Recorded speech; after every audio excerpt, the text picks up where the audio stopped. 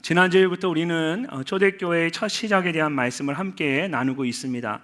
120명의 제자들이 예수님의 말씀을 따라 예루살렘을 떠나지 않고 함께 모여 기도하며 하나님께서 약속하신 것을 기다렸습니다.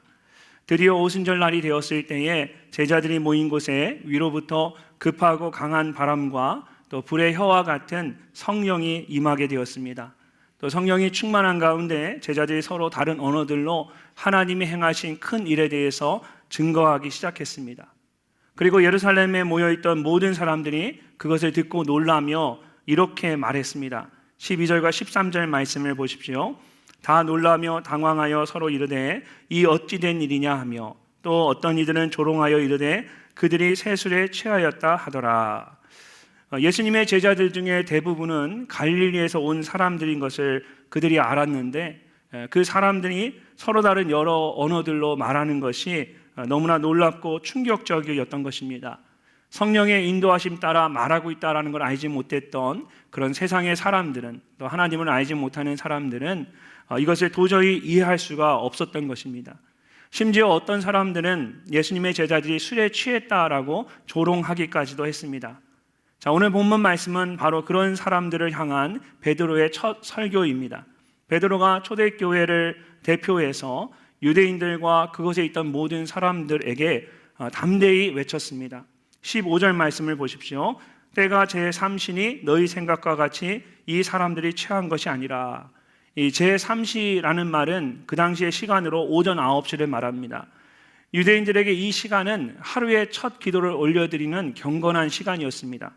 또한 이날은 오순절 절기였습니다. 술에 취해 있을 시간이 아니다라는 것을 지금 말하고 있는 것입니다.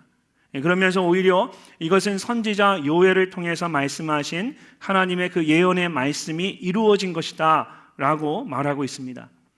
여러분, 구약 성경을 보면 주의 영, 즉 성령의 부으심에 대한 말씀들이 나옵니다. 가장 먼저는 모세와 70명의 장로들에게 함께 모여 성막에 있을 때에 하나님께서 그들에게 주의 영을 부어주셨습니다. 모세의 장인 이드로가 모세가 혼자 이스라엘 백성들을 다 이끄는 것이 너무 힘들어 보이니까 이제 모세의 장인 이드로가 모세에게 조언을 했고, 모세가 그 조언을 따라서 70명의 장로들을 구별하여 세웠는데 하나님께서 그들에게 성령을 부어주셨던 것입니다. 그런데 이때 2명의 장로가 성막에 함께 있지 않고 사람들이 모여있는 진중 가운데 있었습니다. 그리고 그들에게도 동일하게 성령이 임하셔서 사람들 가운데서 그들이 예언으로 말하기 시작하는 겁니다. 한 소년이 이 사실을 모세에게 알렸고 함께 있던 여호수아가 모세에게 그들을 말려야 한다라고 주장을 했습니다. 그때 이 모세가 다음과 같이 선포했습니다. 민수기 11장 29절 말씀 우리 함께 한번 읽어보겠습니다. 모세가 그에게 이르되 내가 나를 두고 시기하느냐? 여호와께서 그의 영을 그의 모든 백성에게 주사 다 선지자가 되게 하시기를 원하노라. 아멘. 여호와께서 그의 영을 그의 모든 백성에게 주사. 모세가 70명의 장로들이 성령의 부으심 가운데 예언하는 것을 보니까 너무 귀하고 너무 값진 거예요. 너무 감사한 거예요. 그래서 모세는 여호수아는 그렇게 하면 안 된다 얘기했지만 모세는 오히려 모든 백성들에게 성령의 기름 부으심이 임하기를 원한다. 그날이 속히 오기를 원한다는 마음으로 그가 믿음으로 선포를 했습니다. 이런 구약 성경을 보면 이처럼 이후에 여러 선지자들이 계속해서 하나님께서 그의 백성들에게 성령 부어주실 것을 예언했습니다. 그리고 제일 마지막으로 선지자 요엘이 성령의 부으심에 대해서 구체적으로 예언을 합니다. 오늘 본문에서 베드로가 인용한 구약의 말씀이 바로 그 요엘 선지자의 마지막 성령 부으심에 대한 예언의 말씀입니다. 올해 하나님께서 우리 공동체에게 주신 말씀은 성령의 기름을 내게도 부으소서입니다. 우리에게 성령의 부으심에 대한 마음이 있습니다. 그렇다면 하나님께서는 언제 우리에게 성령을 부어주시는 것일까요? 또한 성령의 부으심이 있을 때 여러분 우리에게 어떤 일이 일어나게 될까요? 오늘 본문 말씀을 통해서 우리가 성령의 부으심에 대해서 한 번 더 구체적으로 우리가 함께 살펴보기를 원합니다. 먼저 오늘 말씀을 보면 하나님께서는 마지막 때에 모든 믿는 자에게 성령을 부어 주시겠다라고 말씀하십니다. 17절 말씀 우리 함께 한번 읽어보도록 하겠습니다. 하나님이 말씀하시기를 말세에 내가 내 영을 모든 육체에 부어주리니 너희의 자녀들은 예언할 것이요 너희의 젊은이들은 환상을 보고 너희의 늙은이들은 꿈을 꾸리라. 아멘. 하나님께서 내가 내 영을 부어주리니 라고 말씀하셨습니다. 이것은 그냥 조금씩 천천히 주시겠다라는 말씀이 아닙니다. 영어 성경에는 pour out이라고 되어 있습니다. 그래서 내 마음에 있는 것 한꺼번에 쏟아 붓는 것을 말합니다. 제가 미국에 살았던 플로리다는 선샤인 스테이트라고 이렇게 불립니다. 햇빛이 굉장히 강렬한 그런 지역입니다. 그래서 1년 12달 항상 날씨가 덥습니다. 따뜻합니다. 그리고 특히 이 겨울에 11월부터 2월, 3월까지는 겨울이 없어서 지금 이 날씨가 되어집니다. 그래서 많은 사람들이 플로리다를 천당 밑에 900당이라고 겨울에는 천당 밑에 900당이라고 합니다. 그래서 북부는 겨울에 작년 춥거든요. 그래서 북부에 계신 분들이 주로 미국 북부에 계신 분들이 추수감사절이 지나면 다 남쪽으로 내려오십니다. 남쪽으로 날아온다 해서 우리가 스노우버드라고 말해요. 겨울에 날아오시는 철새와 같은 분들이요. 날아오셔서 겨울을 따뜻하게 보내시고 봄이 되어서 그 부활주일이 다가오면 그때 이제 또 더워지니까 이제는 북쪽으로 또 올라가십니다. 그 정도로 이 플로리다는 정말 1년 12날 추운 날씨가 하나도 없어요. 늘 따뜻해요. 그럼 아마 여러분 생각에 그럼 목사님 겨울에는 좋지만 여름에는 어떡합니까? 여름에는 무지하게 덥습니다. 근데 여름에 덥는데 신기하게도 제가 한번 애리조나 피닉스에 한번 가봤더니 같은 더위인데 너무너무 그곳은 덥더라고요. 제가 보기에는 그곳이 가장 더운 것 같아요. 플로리다는 남들이 덥다라고 생각하는데 생각만큼 덥지가 않습니다. 왜냐하면 3년이 이렇게 바다로 둘러싸여 있어서 뜨거운 여름에도 나무 아래 들어가면 시원한 바람이 불어옵니다. 그리고 무엇보다 이게 열대성 기후라서 여름이 되면 뜨거운 여름에는 낮에 항상 매일매일 낮에 소나기가 한 번씩 옵니다. 2시, 3시 사이에 소나기가 항상 와요. 그것도 30분 짧게 옵니다. 제가 예전에 저희 아이가 대학교 이제 들어갈 때, 고등학교 졸업할 때 우리 교회 성도님들이 그 아이에게 선물을 주시는데 그 중에 제 기억에 남는 선물이 작은 접는 우산을 선물로 주신 거예요. 대학 들어가는 아이에게. 왜 그런가 했더니 이제 대학을 다니게 되면 플로리다 학교를 다니면 낮에 비가 오는 경우가 늘 여름에 비가 오는데 그때 우산을 쓰라고 접는 우산 작은 거를 가방에 넣을 수 있도록 사주는 게 그곳의 대학의 전통인 거예요. 참 놀라운 것이 한 30분 정도 짧게 비가 오는데 하늘에 구멍이 난 것처럼 정말 오늘 비 오고 남은 비 안 올 것처럼 막 쏟아 붓습니다. 그렇게 쏟아 부을 때는 앞이 하나도 보이지 않아서 운전을 할 수가 없어요. 이게 와이퍼를 사용해도 발음을 잘해야 되죠. 와이프를 사용하면 안 되고 와이퍼를 이렇게 막 사용해도 앞이 하나도 보이지 않아가지고 그럴 때는 그냥 차를 갓길에 세워놓고 기다려야 돼요. 이 비가 멈추도록. 그러면 차를 세워놓고 앉아 있으면 그 막 우박이 차를 때리는 것 같아요. 얼마나 빗방울이 큰지 우박이 떨어지는 것 같습니다. 여러분 오늘 말씀에서 내가 내 영을 부어주리니 라는 이 말씀이 바로 그런 뜻입니다. 그냥 주시겠다라는 것이 아니라 부어주시겠다라고 했어요. 내가 예수님을 믿고 구원받는 그 순간 이미 성령님께서 우리 안에 내주하십니다. 늘 성령님이 우리와 동행하십니다. 근데 그것을 말하는 것이 아니라 여기서 내 영을 부어주시겠다라는 말씀은 특별한 상황 가운데 하나님께서 폭포수와 같이 특별한 그런 은혜를 부어주시겠다, 성령의 기름을 부어주시겠다라는 말씀입니다. 우리가 평범한 상황 속에서는 평범한 기도를 합니다. 그러나 특별한 상황에서는 온 힘을 다하여 전심전력하여 기도해야 합니다. 그것과 같습니다. 특별한 상황 속에 강력하게 임하는 성령의 부으심이 있습니다. 바로 그것을 말하고 있는 것입니다. 자, 그렇다면 언제 이런 강력한 성령의 부으심이 임하게 되는 것일까요? 오늘 말씀을 보면 하나님께서 말세에 내가 내 영을 부어주리니 라고 말씀하셨습니다. 원래 요엘 선지자의 그 예언에는 그 후에라고 되어 있습니다. 근데 베드로가 그 말씀을 인용하면서 성령이 그의 마음을 감동시켜 주셔서 그 후에라는 말씀 대신에 말세에라는 말씀을 사용하고 있는 것입니다. 이 말세는 마지막 때를 말합니다. 마지막 날을 말하는 거예요. 하나님께서 강력하게 성령을 부어 주시는데 언제 그렇게 하십니까?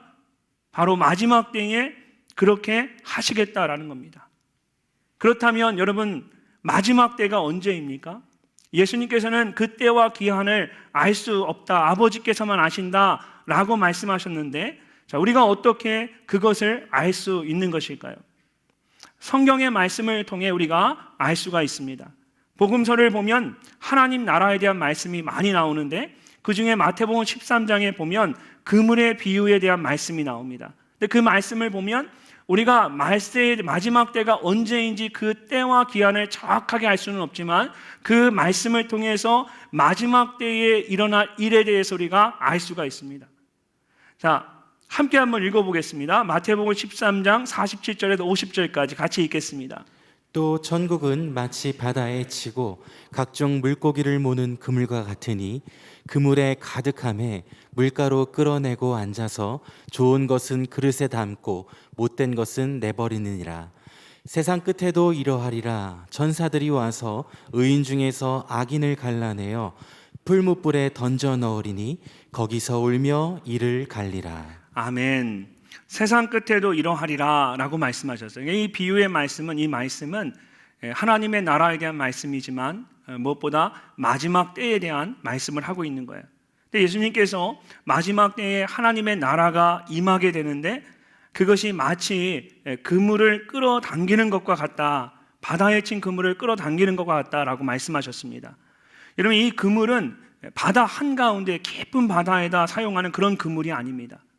이 지금 말씀하는 이 그물은 육지와 가까운 곳에서 사용하는 그물입니다. 그래서 배를 통해서 끌어당기는 경우도 있지만 대부분 사람들이 물가에서 던져놓고 양쪽에서 끌어당기는 그런 그물을 말하는 겁니다. 때가 되면 그물을 물가로 끌어당기게 됩니다.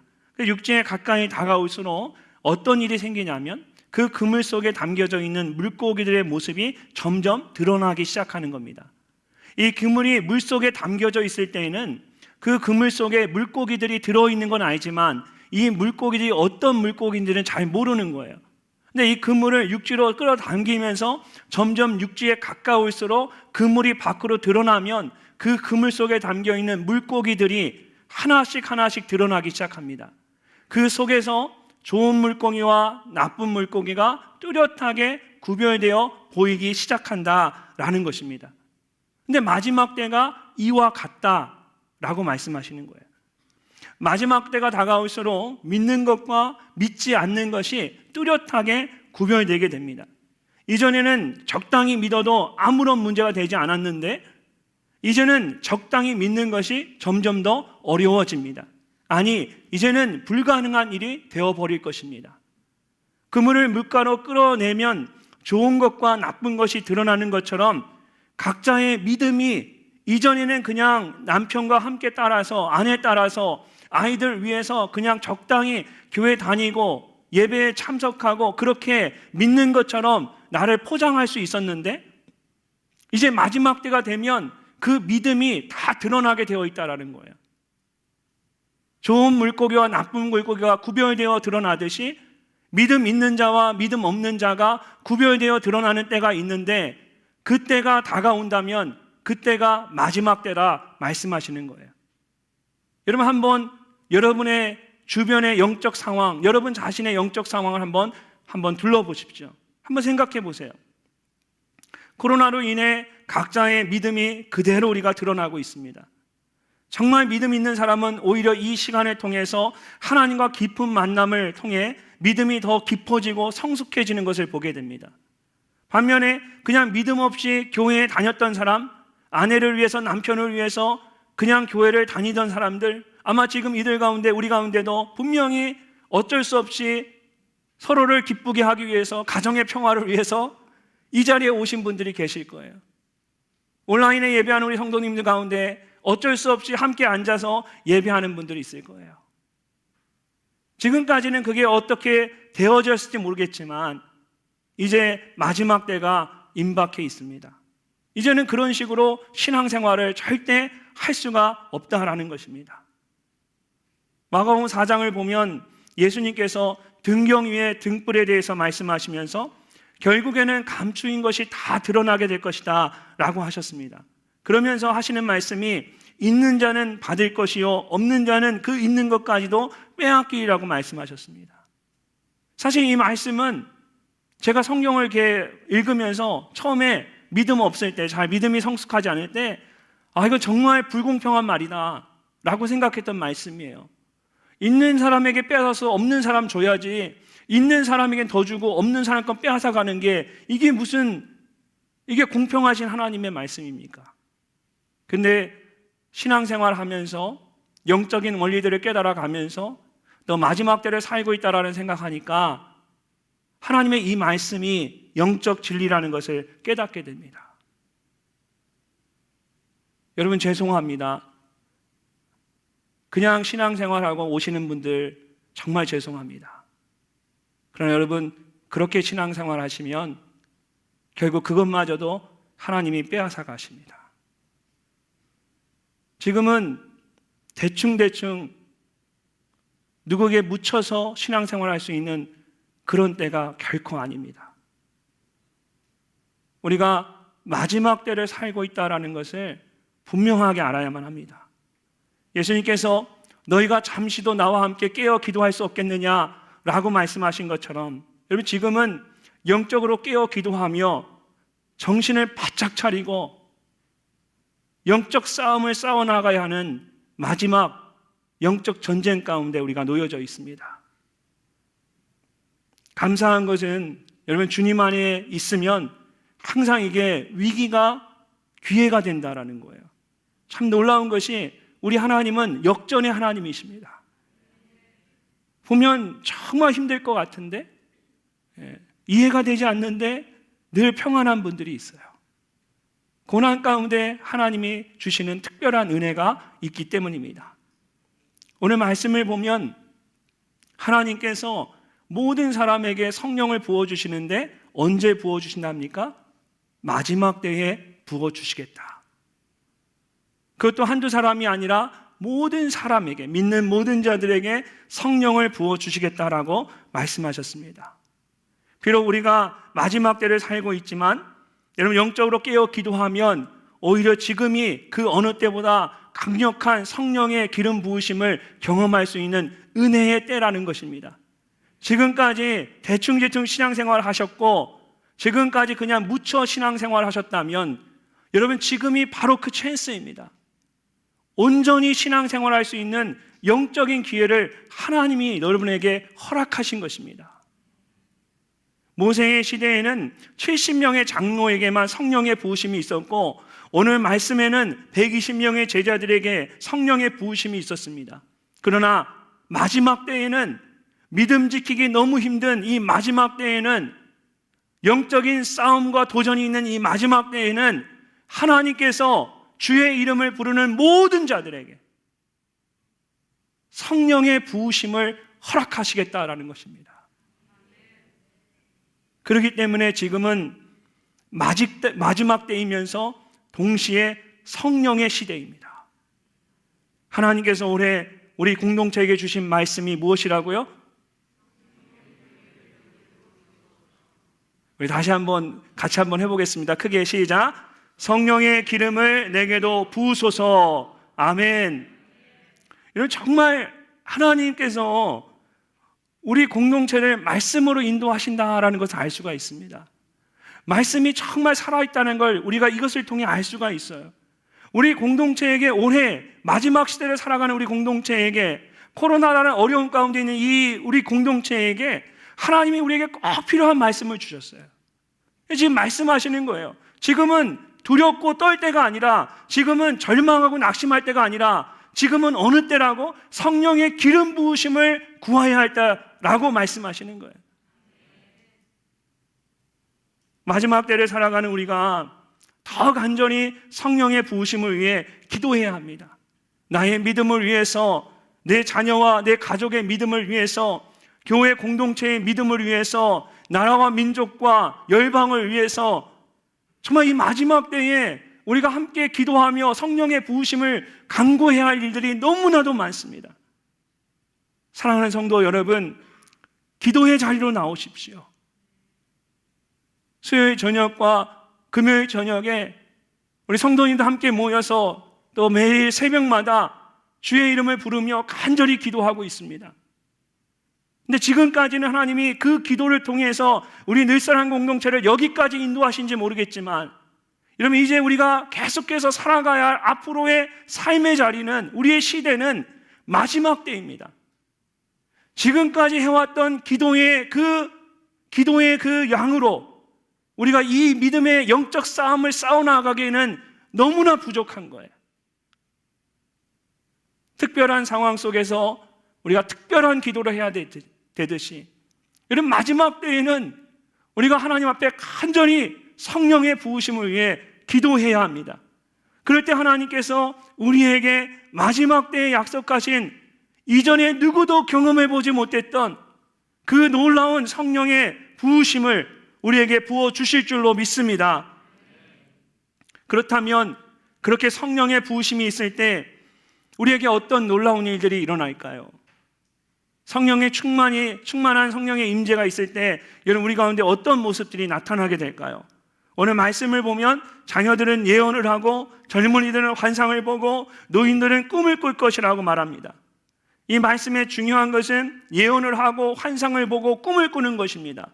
젊은이들과 자녀들과 노인들은 나이와 계층에 상관없이 모든 사람들이 꿈을 꾸고 환상을 보고 예언을 할 것이라는 말씀을 강조하기 위해서 하신 말씀일 뿐이에요. 중요한 것은 모두가 이 일을 행하게 된다라는 거예요. 연세 있는 분들만 꿈을 꾸는 게 아니에요. 성령의 기름 부으심이 있으면 모든 이들이 꿈을 꾸고 모든 사람들이 예언을 하고 모든 사람들이 환상을 보게 됩니다. 여러분 이 말씀이 무슨 의미인지 아십니까? 우리가 이 말씀을 생각하면은 우리의 생각으로 상상을 합니다. 근데 이 말씀의 의미는 우리가 생각하는 것보다 더 깊은 영적인 의미를 가지고 있습니다. 먼저 성령의 부으심 가운데 자녀들이 예언을 할 것입니다. 이것이 무슨 뜻일까요? 제가 어머니 뱃속에 있을 때 저의 할머니가 점을 보셨다고 합니다. 점을 한 번도 보지 않은 것처럼 웃으시는데, 여러분 하나님을 알지 못하면 그런 분들은 점을 보실 수가 있어요. 하나님을 모르니까. 우리 늘사랑 공동체에 계신 분들은 단 한 분도 점을 보지 않으시리라 저는 믿습니다. 이게 굉장히 어리석은 일이에요, 사실은. 여러분 점을 보러 가셨는데 점장이가 뭐라고 했냐면 뱃속에 있는 아이가 나중에 아주 훌륭한 사람이 될 것이라고 말했다는 거예요. 듣는 사람은 굉장히 기분이 좋겠죠? 그러나 사실 우리 생각해보면 이건 누구나 할 수 있는 막연한 말입니다. 훌륭한 사람 될 거야. 보는 사람마다 우리가 이야기하잖아요. 아유 잘생겼다. 제가 이제 자매님들 대화하는 거 볼 때 가끔 놀라는 게 서로 오랜만에 보면 너무 이뻐졌다 그 얘기만 서로 하시더라고요. 나중에 자라서 훌륭한 사람 될 거다. 이건 누구나 할 수 있는 얘기인데 저희 할머니에게 그게 예언처럼 들렸던 것 같아요.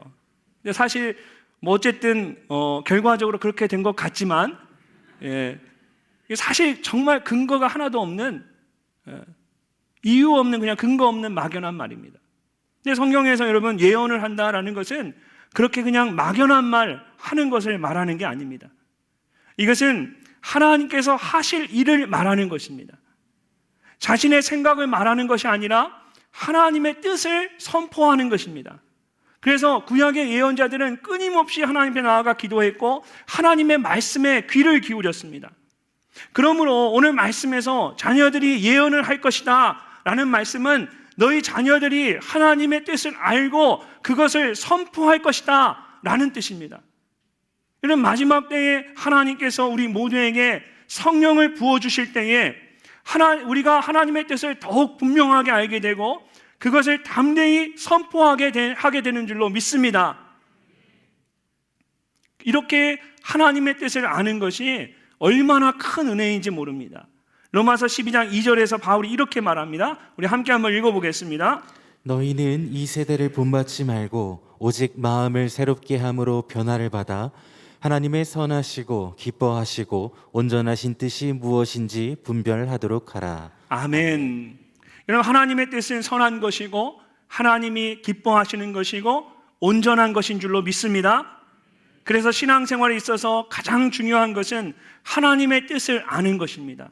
하나님의 뜻을 아는 것이 신앙의 출발점이 되어야 하고 하나님의 뜻을 이루는 것이 신앙의 마지막이 되어야 합니다. 우리는 하나님의 뜻을 반드시 알아야 합니다.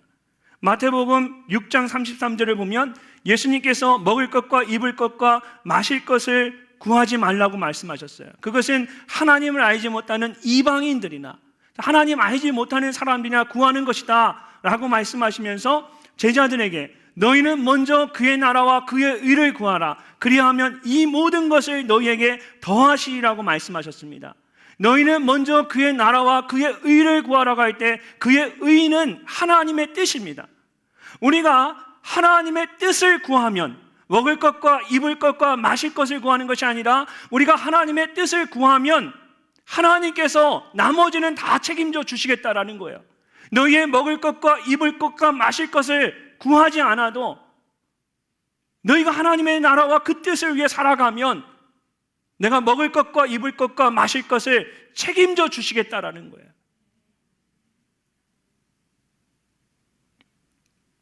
자녀들이 예언을 한다라는 것은 바로 그런 뜻입니다. 하나님의 뜻을 알아가는 거예요. 하나님의 뜻을 이루는 삶을 살게 된다라는 거예요. 이 마지막 때에 여러분 성령 충만한 가운데 하나님의 뜻을 알아가는 그 은혜가 우리 모두에게 있기를 주님의 이름으로 축원합니다. 두 번째로 성령의 부으심 가운데 또 젊은이들은 환상을 보게 될 것이다 라고 말합니다. 이것은 꿈과 비전을 갖게 된다라는 뜻입니다. 비전을 갖게 된다. 잠언 29장 18절을 보면 묵시가 없으면 백성이 방자히 행한다라는 말씀이 나옵니다. 여기서 이 묵시라는 말이 오늘 본문에 나오는 환상과 똑같은 단어입니다. 이 단어는 하나님의 입장에서 우리에게 보여주실 때에는 묵시나 환상이 되는 겁니다. 근데 반면에 그것을 받는 우리에게는 하나님이 보여주시는 묵시와 환상이 우리에게는 꿈과 비전으로 보여지는 거예요. 그래서 영어 성경을 보면 이 단어가 모두 비전이라고 되어 있습니다. 여러분, 그렇다면 비전과 야망의 차이는 무엇일까요? 비전은 하나님께서 보여주시는 것입니다. 반면에 야망은 내가 스스로 갖는 것입니다. 그래서 묵시가 없으면 백성이 방자히 행한다는 말씀처럼 이 하나님이 주시는 비전이 없는 사람은 자신의 야망을 따라 자기 마음대로 살게 되는 겁니다. 그러나 성령의 부으심 가운데 하나님께서 보여주신 환상을 보는 사람은 자신의 야망이 아니라 하나님이 보여주시는 비전을 품고 살아가게 됩니다. 그러므로 우리는 나의 야망이 아니라 하나님이 보여주시는 비전을 품고 살아가는 사람이 되어야 합니다. 이런 마지막 때에 각자가 자기의 소견에 옳은 대로 하려고 하잖아요. 그것이 비전 없는 사람들의 삶의 모습입니다. 하나님을 알지 못하는 사람들의 삶의 모습입니다. 이 마지막 때에 주님이 원하시는 삶은 비전이 없어 방자히 행하는 삶이 아니라 하나님이 보여주신 비전을 가지고 그 비전을 품고 살아가는 하나님의 사람들입니다. 빌립보서 2장 13절에서 바울이 이렇게 말합니다. 함께 한번 읽어보겠습니다. 너희 안에서 행하시는 이는 하나님이시니 자기의 기쁘신 뜻을 위하여 너희에게 소원을 두고 행하게 하시나니. 아멘. 우리 안에 꿈과 비전을 주시고 그 일을 행하도록 하시는 분은 하나님이시다라는 겁니다. 하나님이 우리에게 비전을 주시고 꿈을 주시는 거예요. 하나님께서 우리 늘사랑 공동체에게 건강하고 영향력 있는 교회라는 비전을 주셨습니다. 복음 전파와 인재 양성과 또 이웃 사랑이라는 구체적인 안디옥 비전을 주셨습니다. 이것은 하나님께서 우리에게 주신 비전입니다. 우리가 만든 비전이 아니고 하나님이 우리 공동체를 향해 보여주신 비전이기 때문에 우리가 마음대로 포기할 수 있는 비전이 아닙니다. 하나님께서 지금까지 그 비전을 이루어오도록 인도하셨고 여러분 앞으로도 그것을 이루어 가도록 하실 줄로 믿습니다. 성령의 부으심 가운데 여러분 같은 비전을 품고 함께 나아가는 우리 모두가 되시기를 주님의 이름으로 축원합니다. 마지막으로 성령의 부으심 가운데 노인들이 꿈을 꾸게 된다라고 말합니다. 이것은 미래에 대한 소망을 갖는다라는 뜻입니다. 미래에 대한 소망. 사람은 세월이 흐르면 점점 약해집니다. 뭔가 새로운 일을 하려 하지 않습니다. 여러분 왜 그럴까요? 육신이 연약해져서 여러 가지 이유들이 있겠지만 저는 가장 큰 이유가 미래에 대한 소망이 없기 때문이라고 생각합니다. 더 이상 무엇을 할 소망이 없는 거예요. 이제는 인생을 다 살았다라고 생각되어지게 되면 정말 소망이 없으면 어느 날 갑자기 그 사람이 병이 들고 연약해져요. 보면 열심히 살다가도 은퇴를 하시면 어느 그 순간 은퇴하는 그 순간 갑자기 몸이 쇠하여지는 것들을 보게 됩니다. 왜 그렇습니까? 소망이 없어져서 뭘 해야 할지 미래에 대한 소망이 없어진 거예요. 그러나 성령 충만한 사람에게는 미래에 대한 소망이 있다는 겁니다. 하나님이 그에게 소망을 주시는 거예요. 꿈을 꾸게 하시는 거예요. 하나님께서 행하실 일에 대한 확신과 기대가 있는 겁니다. 그래서 세월이 흘러가도 포기하지 않고 계속해서 앞으로 나아갑니다. 여호수아와 함께 가나안 땅을 정탐했던 갈렙이 바로 그런 대표적인 사람이었습니다. 갈렙은 모든 사람이 가나안 땅은 도저히 차지하는 것이 불가능하다라고 말했을 때에 여호수아와 함께 유일하게 가능하다라고 말했던 사람입니다.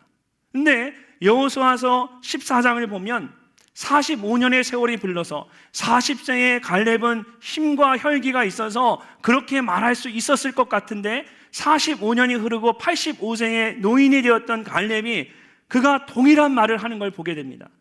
모세가 나를 보내던 날과 같이 오늘도 내가 여전히 강건하니 내 힘이 그때나 지금이나 같아서 싸움에나 출입에 감당할 수 있으니 그날 여호와께서 말씀하신 이 산지를 지금 내게 주소서.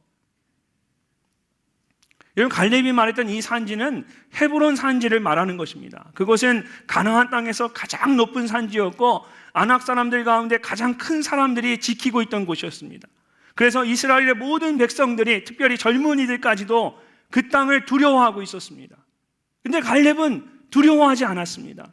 45년이라는 세월이 흘러서 85세의 노인이 되었음에도 불구하고 동일한 모습으로 그 땅을 향해 나아갔습니다. 비록 몸은 노쇠했지만 여전히 그의 마음에는 하나님께서 말씀하셨던 그 말씀에 대한 확신과 소망이 있었기 때문입니다. 소망이 있는 자와 없는 자의 삶이 이렇게 다릅니다. 성령 충만한 가운데 이런 하나님께서 주시는 확신과 소망이 우리에게 있어야 합니다. 우리의 겉사람은 낡아지나 우리의 속사람은 날로 새로워진다고 말씀하신 것처럼 그런 확신과 소망이 있는 사람은 날마다 새로운 삶을 살게 됩니다. 성령 충만한 가운데 소망 없는 자가 아니라 이 마지막 때에도 소망 있는 자의 삶을 살아가는 여러분 모두 되시기를 주님의 이름으로 축원합니다. 마지막 때에 하나님께서 우리에게 성령을 부어주십니다. 그럴 때 우리가 예언을 하고 환상을 보고 꿈을 꾸게 됩니다. 이런 모든 일들이 믿지 않는 사람들에게는 이해할 수 없고 두려운 일이 될 수가 있습니다.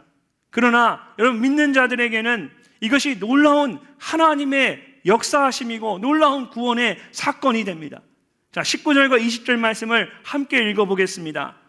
또 내가 위로 하늘에서는 기사를 아래로 땅에서는 징조를 베풀리니 곧 피와 불과 연기로다. 주의 크고 영화로운 날이 이르기 전에 해가 변하여 어두워지고 달이 변하여 피가 되리라. 아멘. 위로 하늘에서는 기사를 이라는 말은 위로부터 임하는 성령의 역사를 말합니다. 아래로 땅에서 나타나는 징조는 치유와 병고침의 역사들을 말합니다. 또 피는 예수 그리스도의 십자가의 죽음을 말하고 또 불과 연기는 불기둥과 구름기둥으로 인도하시는 하나님의 인도하심을 말합니다. 특별히 해가 변하여 어두워지고 달이 변하여 피가 되리라는 이 말씀은 예수님의 죽으심을 말하는 겁니다. 예수님께서 십자가에 달려 죽으실 때에 여러분 온 땅이 어둠이 온 땅 가운데 임했습니다.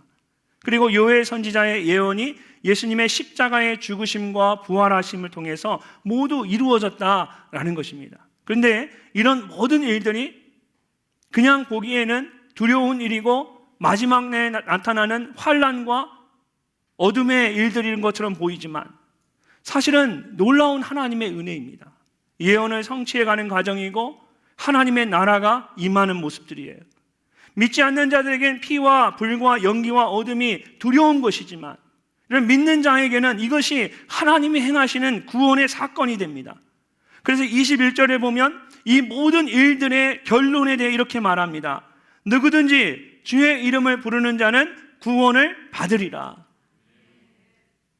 하나님께서 우리에게 성령을 부어주시고 예언을 하게 하시고 환상을 보게 하시고 꿈을 꾸게 하시는데 우리는 그것이 놀라운 일인 것만 보고 있는데 하나님은 그 일을 행하시는 이유와 목적, 가장 궁극적인 마지막 결론이 무엇입니까? 우리를 구원하기 위해서. 세상을 멸망 가운데 마지막 때로 멸망시키시는 것이 아니라 하나님의 뜻은 이 마지막 때에 하나님의 뜻은 세상을 멸망시키는 것이 아니라 심판하시는 것이 아니라 세상을 구원하시는 데 있다라는 것입니다. 어떤 분들에게는 마지막 때와 이 성령의 부으심에 대한 말씀이 정말 이해가 되지 않고 그 당시 초대교회 성도들 가운데 사람들이 그것을 보고 이해하지 못하고 술 취한 것 같다라고 말한 것처럼 여전히 지금도 어떤 분들에게는 이것이 술 취한 이야기 같고 말도 안 되는 이야기 같을 수가 있을 겁니다. 여러분, 바랄 수 없는 중에 믿는다라고 했습니다. 우리가 하나님에 대해 모든 것을 다 알고 나서 믿는 것 같지만 사실은 그렇지 않습니다. 저도 한때는 하나님을 알기 위해 방황했던 적이 있었습니다. 신학교에 들어가서 제 스스로 하나님을 알겠다고 열심히 노력을 했던 적이 있었어요. 근데 오히려 하나님에 대해서 아무것도 알지 못하겠더라고요. 신학교에 들어갔던 사람이 그런 방황을 했다니까 이해가 안 되시죠? 저도 이해가 안 됐어요. 근데 하나님을 알려고 그렇게 노력을 했는데 오히려 그 노력을 하다가 하나님을 다 잊어버렸어요. 하나님이 도무지 믿어지지가 않는 거예요. 그래서 아무것도 믿을 수가 없어서 하나님을 떠나려고 했을 때, 아니 하나님으로부터 떠나 있었어요. 그때 하나님께서 저에게 보여주신 말씀이 고린도전서 1장의 말씀이었습니다. 십자가의 도가 멸망하는 자들에게 미련한 것이요 구원을 받는 우리에게는 하나님의 능력이라. 아멘. 하나님의 어리석음이 사람의 지혜로움보다 낫고 하나님의 약하심이 사람의 강함보다 낫다라는 그 하나님 말씀 앞에 저는 무릎을 꿇을 수밖에 없었습니다. 근데 그 순간 한치의 의심도 없이 하나님에 대한 모든 말씀이 믿어지는 거예요. 그전에는 그렇게 하나님을 내 이성으로 내 노력으로 알려고 노력할 때는 오히려 깊은 수렁에 빠진 것 같이 이전에 믿던 모든 것조차 믿어지지 않았는데 이 하나님의 말씀 앞에 하나님의 어리석음이 사람보다 지혜롭고 하나님의 약하심이 사람보다 강하다는 이 말씀 앞에 무릎을 꿇으니까 그 순간 믿어지지 않고 이해되지 않았던 하나님의 말씀이 다 믿어지고 다 이해가 되는 거예요. 그때 이후로 지금까지 저는 하나님의 말씀이 살아계신 하나님의 말씀이다 라는 사실을 한치의 의심도 하지 않습니다. 20세기 대표적인 신학자인 칼 바르트가 쓴 이해를 추구하는 믿음이라는 책이 있습니다. 하나님을 알고자 하는 그런 믿음과 이성의 관계에 대해 설명한 책이에요. 근데 그 책에 보면 핵심이 이것입니다. 이렇게 말합니다. 나는 믿는다. 그러므로 나는 이해할 수 있다. 믿음과 이해의 관계를 말하는 거예요. 나는 믿는다. 그러므로 나는 이해할 수 있다. 여러분, 이해하기 때문에 믿는 것이 아니라 우리가 믿기 때문에 이해하는 것입니다. 믿음이 없이 이성으로만 하나님을 이해하려고 한다면 우리는 결코 그 하나님을 이해할 수가 없습니다. 우리의 이성으로 이해할 수 있는 하나님이라면 어떻게 그 하나님이 우리의 하나님이 되실 수 있겠습니까? 그러나 믿기로 결단하면 그 순간부터 하나님에 대해 이해를 하게 되는 것입니다. 여러분, 그래서 믿음은 결단입니다. 사람이 마음으로 믿어 의에 이르고 입으로 시인하여 구원에 이른다라고 말씀하셨습니다. 모든 것이 다 이해가 되고 준비가 되어서 믿는 것이 아닙니다. 하나님이 나의 구원자 되심을 믿기로 결단하고 선포하는 거예요. 선포했을 때에 모든 것이 믿어지는 것입니다. 이해가 되는 것이에요. 우리 가운데 여전히 믿어지지 않는 분들이 계실 겁니다. 이렇게 말씀을 쭉 설명했는데도 여전히 술 취한 것처럼 보일 수도 있고 황당하고 이해할 수 없는 말도 안 되는 성경의 말씀이라고 생각하시는 분들이 우리 가운데 분명히 있으실 거예요. 그런 분들에게는 마지막 때에 일어나는 이 모든 일들이 더 이해할 수 없고 두려운 일일 수밖에 없습니다. 그러나 하나님께서는 이 모든 일들이 여러분에게 구원의 사건이 되기를 원하십니다. 함께 환상을 보기를 원하시고 함께 꿈을 꾸고 함께 예언하기를 원하십니다. 오늘 말씀의 결론은 바로 이것입니다. 누구든지 주의 이름을 부르는 자는 구원을 받으리라. 주님께서 오늘 우리에게 성령의 부으심을 허락하신 이유는 바로 이 구원의 사건을 위해서입니다. 오늘 이 말씀을 듣는 모든 분들이 예수님을 개인의 구주로 영접하고 구원받으시기를 주님의 이름으로 축원합니다. 또한 이미 구원받고 이 모든 일들이 믿어지신다면 여러분, 이 오늘 주님의 그 성령의 부으심을 사모할 뿐만 아니라 그것을 통해서 그 구원의 역사에 쓰임받는 저와 여러분 되시기를 주의 이름으로 축원합니다. 로마서 5장 20절에서 성경은 죄가 더한 곳에 은혜가 더욱 넘친다라고 말씀하십니다. 제가 이번 한 주간 이 말씀을 묵상하고 준비하면서 자꾸 이 말씀이 하나님 제 마음 가운데 떠올리게 하셨어요. 여러분, 마지막 때를 우리가 살아가고 있어요. 정말 인정하고 싶지 않고 받아들이고 싶지 않은 두려운 일들이에요. 어쩌면 이 코로나는 우리가 이 마지막 때에 경험하는 그 모든 일의 빙산의 일각에 불과할 뿐입니다. 앞으로 더 많은 환난과 핍박과 어려움들이 우리 앞에 놓여져 있을 것입니다. 믿지 않는 자들에겐 그것이 마지막 때이고 두려움이고 심판의 날입니다. 그러나 믿는 자에게는 그것이 하나님의 은혜를 경험하는 영적인 기회이고 성령의 부으심을 경험하는 은혜의 시간입니다. 하나님은 오늘도 우리에게 약속하십니다. 마지막 때에 내가 모든 사람들에게 주의 영을 부어주시리라. 잔잔하게 그냥 스쳐 지나가듯 우리에게 주시는 것이 아닙니다. 오늘도 주님은 우리에게 폭포수와 같은 기름 부으심을 주시기를 원하십니다. 저와 여러분이 이 마지막 때에 우리 늘사랑교회가 성령의 부으심을 더욱 사모하는 성령 충만한 공동체 되기를 소망합니다. 그럴 때 하나님께서 우리에게 하나님의 뜻을 더욱 분명하게 알게 하시고 하나님이 주시는 비전을 품게 하시고 하나님이 하실 일들을 소망하며 살아가게 하실 줄로 믿습니다.